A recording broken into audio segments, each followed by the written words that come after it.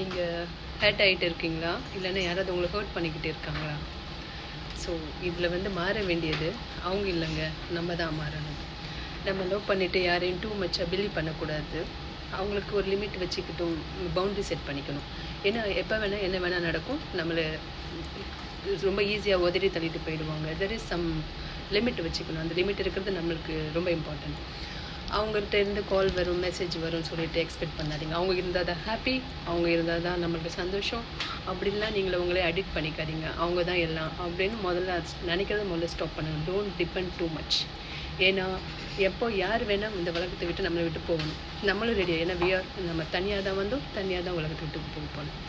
So அதனால் don't depend too much. யாரையும் expect பண்ணாதீங்க. உங்களுக்கு இதெல்லாம் நீங்கள் ஃபாலோ பண்ணிங்கன்னா உங்கள் சின்ன மனசை ஹார்ட் பிரேக் பண்ணாமல் யாராலையும் நம்மளால் பாதுகாக்க முடியும். ஓகே, பிடிச்சிருந்தால் லைக் பண்ணுங்கள், ஃபாலோ பண்ணுங்கள். தேங்க்யூ.